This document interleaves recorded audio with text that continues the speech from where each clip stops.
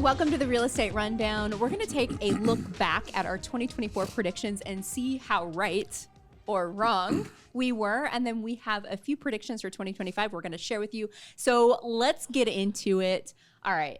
Last year's podcast. So I'm just going to throw it out there. I didn't review prior to starting now, and I have no clue what I said. I don't remember. Okay, don't worry. Good. Don't worry. This is a good place to be. It was swing and a miss. There were a lot of swings and misses, and in order to come up with this, I just threw the transcript into ChatGPT and told me to summarize what our predictions were. So nice. I'm not quite sure who made each of these. Yeah, that's just like you got to remember. Oh, that was me. Let's just roll with it. We probably won't know. Okay, so what did we say around interest rates and market activity? A prediction was made that by February of 2024, interest rates will drop. It would lead to a resurgence in home buying demand, and multiple offers will start again as the market will go crazy with pent-up demand. It's going to be a year late, guys. Yeah. It'll be February 2025, right? Yeah. Sounds like that was your prediction, Jay. Oh, I have no idea. Okay, so I don't remember either. making that one either. I don't know who did either, but I guess we were optimistic. It was Colby. Yeah, it was Colby. He's not here anymore. Colby's fault. I'm just kidding. Yeah. So we thought that things would be. Let's just talk for a brief moment on 2024, and let's pay homage to. It was a hard year in real estate. Sure was. Yeah. It was a year of a grinder. It was rough. I mean, hats off to the agents that thrived in 2024 because it was a really tough year. Very few transactions to go around, and I mean, thoughts on that. Well, I think that this was for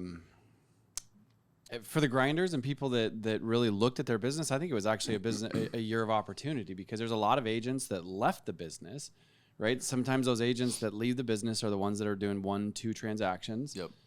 And so the agents that maybe missed out on those 1-2 transactions because it was somebody's best friend, right? Now they get those back. And I think that that's where, again, I keep saying it week after week, but if you scale your communication in an effective manner, this opportunity. As far as national numbers, we were the lowest since 1995. Yes. So we're under 4 million transactions. Under 4 million transactions. That's pretty. I didn't see under 4 million. I thought I didn't either. We could at least be over 4 million, but. And I always add the caveat of the population change. That's from which 1995 makes it even worse. to 2024. Yeah. I'm going to Google it real quick because what was the population? Yeah, I think there would be, it's even lower. Yeah. Ooh, quick guess. Good. What was the population in 95 before you tell us? You guys 275 million. Oh, I wouldn't think it would be that high or that low. My guess in 95 is, I'll go 300. I already looked. So. You look? Okay, so 266 million. Dang! In 1995. Wow, it's grown that much?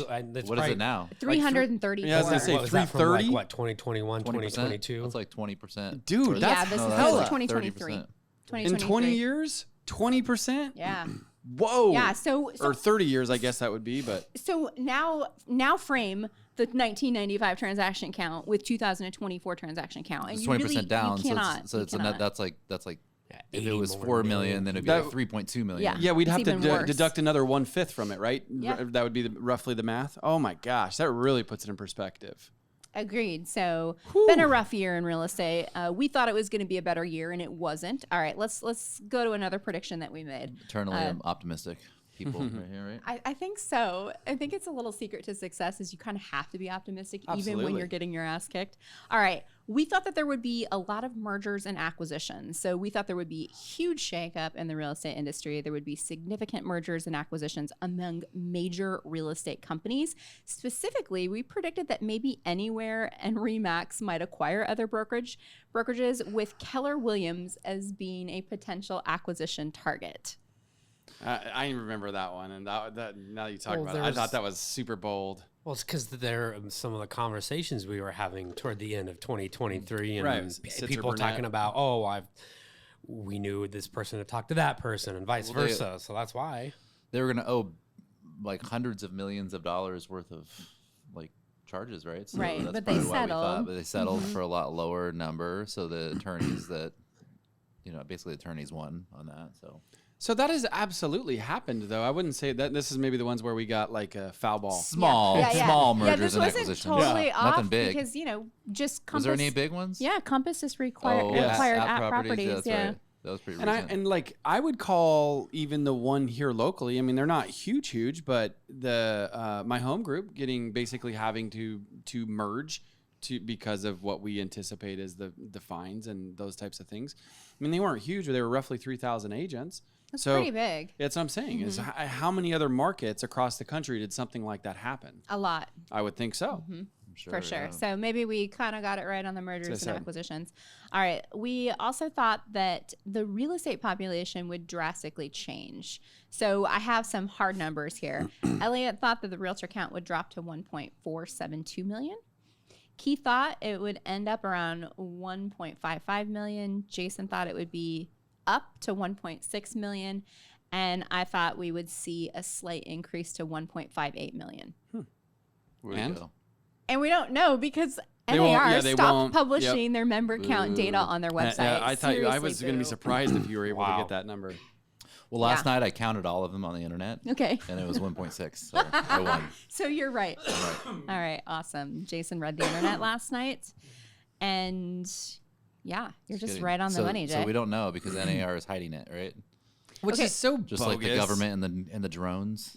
Totally. That's not us. I won't be it. That's not us. We know about this. YouTube will ban it. It's our YouTube video is gonna get flagged because I said drones. Oh, we could talk about drones. I love that one. We know what they are. We know what they are, but we know what they are, but no big deal. All right. So we also thought in general that 2024 would be a bullish market with cheaper money, more transactions, and increased agent activity. That's definitely a swing and a miss. Money went up. Wow.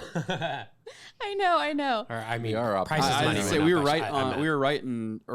wrong in every. Well, I thought because it's an election year, like usually administrations will push certain things to get try to get a pump. But see, we're doing good. We're doing good. Vote for us. Jerome Powell really kind of held those interest rates high.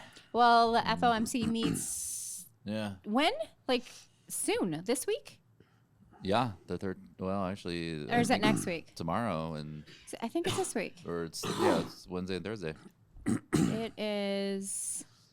Oh, okay, yeah. Actually, today and tomorrow they're meeting, so we're going to see a rate cut, right? Hopefully. Okay, so what do we predict for Bitcoin?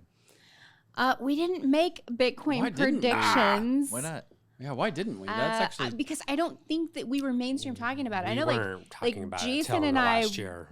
I think it was only early this year that we started talking about it. Like first quarter. Yeah, this year is when I we think started that sounds I think right. we pulled Elliot into the Bitcoin you world. Definitely did. Keith pulled you into the crypto world.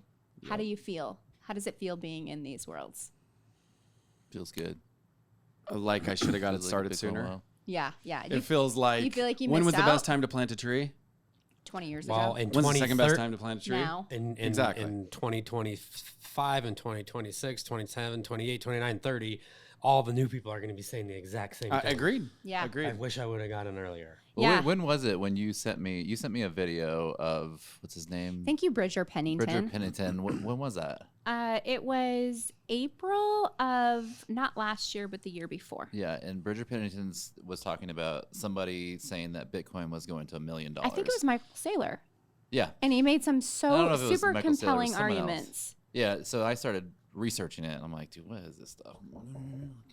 That's when we started buying it. Yeah. You're like, oh.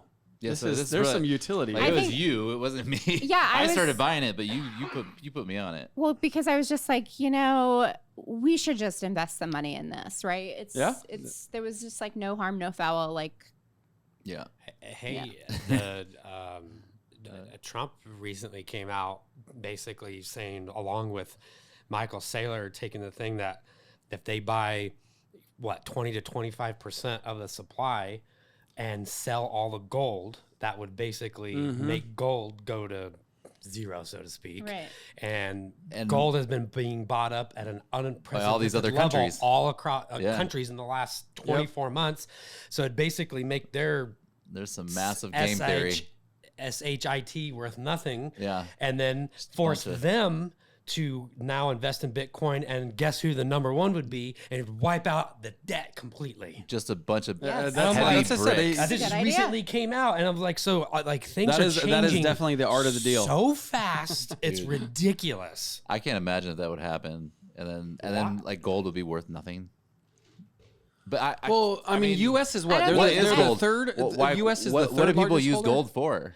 They don't. It's just a store of wealth. Yeah. Yeah. They use No one it with uses gold it. to- So there's not to like build things and silver what? at the end Yes, of they the day. use gold it for like toilet? electronics. I know Trump had a gold toilet in his penthouse. to Remember? go out in space, supposedly. If you Yeah, believe in yeah. that. They like coat it like it's a great heat resistor. So like it definitely has some properties. I know Yeah, it that- has utility, absolutely, and I don't know. Why would you came put to Earth and mining Why would gold. you put gold in a? Yeah, I in know. a- I was gonna say it's supposed to be part of in spaceships electronics. and power. Exactly. Do they use gold in electronics? yeah, There's they a do, reason why yeah. all the gold's gone. It Like, forces away rare the earth I don't think so. metals Yes. and. Why would they do that? Do you want me to Google it? They use gold in electronics. Yes. And then silver is being used at an unprecedented level Yeah. because of solar panels. In many ways, Jason. Wow. Okay, I didn't know that. So. Yeah. Wow. So Jason's everyone's just wrong. throwing it, but they throw their electronics in the garbage. Well, because it's such a finite. That's why tweakers go and like source old electronics, man. They're getting those metal, like precious metals, taken apart ceiling fans. Well, and how do you get it off of it too, right? Because that's the other. Melt it. Okay, I mean, you don't. so, You'd have to go through like a melting, separating process. So the reality is Bitcoin went way up, and what we know is there are a lot of folks that had Bitcoin at very low prices, and now they've amassed a lot of wealth, especially over the past few months. So one of my predictions for 2025 is that we will see Bitcoin-backed mortgages, and it will reinvent home financing. And I hope that happens. I think there love is. that idea. So there's a guy out there. His name is CJ, and he is founder of People's Reserve, and it's a mortgage company. They make financial instruments. They do mortgages, and they have a 1-to-1 Bitcoin product where you can leverage your cost of your house in Bitcoin. So let's say the house is $500,000. You can put up $500,000 of your Bitcoin. And if Bitcoin price goes up, so let's say your Bitcoin price goes up to 600,000, but that house value is still 500,000. You can actually use the differential between the amount that you have they custody your Bitcoin. So you can use the amount between what it's worth and Like a the home HELOC. price exactly to make your monthly payment. Now, on the flip side, though, if Bitcoin goes down, you have to re-add to the kitty to get it to that price of the house. So it is a 1-to-1. So a little bit different than a traditional mortgage where you're only putting up collateral for maybe 10% or 20% of the price of the house. So you do have to put up the full home price in your Bitcoin, but it's a completely different way of doing it. And then ultimately at the end of the day, you have two appreciating assets. You have your Bitcoin Totally. and house. your house. So And the lender has two collateral I know that's just like when you think about it, instruments. like they what got is the it? Bitcoin and they got the house. yeah, they're like doubly It's more protected. conservative. Yeah, it's more conservative for the lender because they have Well, the lender's asset also and- saying that they're gonna give a lower interest rate too. That they can love it. have lower interest rates because Yeah. of that. There's two. Yeah, it's less there's two there. risky. Yeah, it's less risky. Absolutely. So pretty stinking cool, but there are a lot of people that have Bitcoin. It's went way up. Well, the reason why this is happening is because of Trump. Because Trump is going into. Let's just avoid that word. No, well, Because our he's- podcast what gets like- he's going to do. We got to be able to say his name. Yeah, Well, what he's going to do is he's going President-elect. to allow these banks to freaking custody it. I mean, and they weren't able to custody it before, so they're not able to come up with these types of instruments. But now they're going to be able to custody it. Now you're going to have these big giant banks. So that Cantor, that can do that. Cantor Fitzgerald they put $2 billion aside to use for Bitcoin backed financial products recently. Yeah, This is I for remember you bigger said that. companies. For bigger companies. And- So maybe not for like your retail. No, Okay. but there's in the next coming months, a lot of banks are going to start to be able to custody it. Because there's going to be regulations that are going to be wide open. You're like, here, these are the regulations. You want to custody it? This is what you got to do, and that's what these guys will do, and they'll custody it, and you'll be able to. Do it. Howard Lutnick is what? He was appointed as something in the administration. I forget what. Shoot. I have no idea. Not the Treasury, but Are you Googling it? Yeah. Yeah. So this guy is fascinating. So I listened to his speech at BitCon, which occurred in July, a really cool Bitcoin conference. And Howard Lutnick told the story about what happened on 9/11 with Cantor Fitzgerald and how basically almost his entire company was killed. They were, in one of the towers, and they pretty much all died. And it was they were on the 106th floor. So it was an incredibly powerful story. Yeah. Really I think cool. he's the commerce guy, right? Yeah. Yep. Commerce. Yeah. To oversee USTR tariffs. Yep. Oversee USTR and tariffs. Okay, interesting. He is very pro Bitcoin as well. So is the Treasury guy, the new Treasury guy. Yeah, I mean, it's hard not to be when David Second Sachs or something. No. Oh no, that's the crypto czar. Oh, that's the crypto guy. He was on the All In podcast. Yeah. Yeah. But now he's not. I know. I know. It's funny. It's like, can't it cracks me up how there's still so much resistance on it. Like I was listening to this podcast. I was driving back from Levi's baseball tournament in Peoria this weekend. And I was listening to like where Trump made the announcement about basically buying a certain percentage and it will lower the debt within like a certain amount of time, right? Like basically his whole plan this, and how much of like I would say mainstream media is basically still saying this is stupid and like speaking out against it. Did you see the 60 Minutes on it? Yes. Yeah. Oh, yeah. I'm just like, You want to know why? What are you guys because missing they don't here? have any. I know, So but that's why I'm just stupid. like, it's like the path is Well, math. If they had some, they wouldn't think it was stupid at and all. because they're going to be losing control. Well, that's what it- It's that's a what it is transfer- right there. Transfer of wealth. Yeah. Yes, that's Like, that's what big that's time why. transfer of But- wealth. Yeah, they're trying to. 60 Minutes was trying to blast the crypto bros that got all these people, or all these congressmen and senators elected, and Yeah. how they shouldn't be able to use money to. But then What is donor? They spent it was like 10 to 1. The other side spent them 10 it's- to 1 or it's even just more. like asinine if you look at the Well, actual facts. So check this out. Jason found this on Reddit and we got a huge kick out of it. So I thought you guys might like it too. So some dude took to the Bitcoin subreddit and posted this. So has anybody not told their wife that they have purchased Bitcoin and the price has gone way up? I've not told my wife about it because she will want me to sell it so we can spend it. If you're in the same boat as I am, do you feel like you're lying to her? Or how did you tell her after years of holding it? Am I in trouble? That'll be like, you son of a gun, right? Like, No, I think they'd be what's the pretty difference happy. of that's that what I'm if- saying. It would be Like, like, wow. Yeah, we have like $10 million in Bitcoin. Surprise! Yeah, I think I read it more too. She's a teacher too. Yeah, I think so she's that like a- shoot, even a if it's school like a teacher. 10 grand to $100 grand ride or a 10 grand to 50 grand ride, whatever that looks like. I mean, that's just awesome.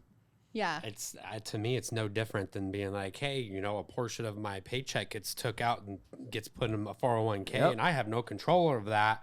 We can't spend it, so I don't see it any different than this. Yeah, no different. Do you guys Spend it. So when Bitcoin goes up and up and up and you're like looking at your wallets, are you more optimistic when you're out there spending money? Do you like feel more like Yeah, I was at telling Kayla we ease? Well, should do you certainly No, feel. you just have to try to pretend you don't have it. So you just it's out of sight, out of mind for you. I think No, that not necessarily, but it's like. I think about- there's a ton of posts on X that Yes. talk about that most people aren't ready for if you have invested in the right things in the crypto world for Right. wealth, and you're going to go out and waste it and buy the unnecessary things. Lamborghinis. And yes, Mhm. the Lamborghinis. there's a lot of young Yeah, I kids guess that and have a maybe ton maybe of money that is now. part of. and so I think that's the mindset that I try to take is like, okay, I know it's there, but let's not get out of hand. And then when the time is right, where you are ready to quote unquote take a cash out, whatever that looks like, then you gotta be mentally ready for it. So I just think that we could see some shakeup in real estate because crypto and Bitcoin is doing so well. So does that mean that less wealthy folks put their money as a True. store of wealth into Real estate, homes, into yeah. real estate? And do Yeah. we see maybe like that upper end market where, houses that are 5, 10, 15, $20 million? Michael Saylor talks about this a lot. Do we see that market soften because those individuals instead invest in Bitcoin and don't keep that asset any longer that requires requires a whole staff to keep up, that has a slew of maintenance issues, that's a lot of property taxes, and that nobody's using for 99% of the year. Yeah, he talks about like how these very wealthy people just collect houses because it's a store of wealth. It's either you put it in cash where it's like it's decreasing in value, or you put it in real estate where it's increasing in value. Yep. So they have like 20 houses that are all worth $10-15 million, but they don't ever go there. Right. And so these are empty houses, and then it just raises the price of the real estate, and then you can't afford it, or someone else that can't have that house because it's off the market. Okay, so that's like one end of the spectrum. Like, so another end of the spectrum is there's going to be a lot of folks that have made a ton of money in this world, and are they going to pull some out and buy houses with it? I think so. If we see Bitcoin-backed mortgages, I think so. I do too. Yeah, because you have Bitcoin-backed mortgages. And I definitely think people won't sell their Bitcoin. Why would you? Right. If you wanted to buy a house, you would just... Well, that's because you're an experienced and savvy person. Like, no question, I think... You have to reach a certain point, whether it comes from age, experiences, whatever else, to where you have to have lost a certain amount of money, I think, to start operating that way. It's like realizing that more gets more. It's like that guy that bought the condo when he sold like 100 Bitcoin to buy a condo way back then. Yes. Yeah, but that's what I call you pay your tuition to learn. It's an expensive lesson. Hundreds of millions. Well, of not dollars. at the time. You don't think it is. Yeah, no, hindsight though. That's what they always say, right? Hindsight. That's just life. Yeah. Okay, Jason's got to take a phone call. I got a fire alarm in our house. Oh. Yes. Oh. Yikes. So the fire didn't go to your house. Makes sense. All right. So was that all of our predictions? Yes. So predictions, we were pretty way off. Well, hey, you just never know. Any parting thoughts for 2025? I'm just, and again, maybe it sounds cliche, but I'm extra excited, bullish for 2025, because I think it is the beginning of a year that will literally change history from a financial perspective forever. Yeah, bold. That is a bold prediction. I love it. But to me, it is a prediction, but we're living it right now. Yeah. Yeah, I think the changing of currency the changing of currency has begun. I know it's Raoul Paul, which again, I'm kind of stealing some of his stuff where they're talking about that money's going to look very different in 5 to 6 years. And the more and more when you look at that, it just makes more sense. There's, how creating more of what they want, right? Like a world currency.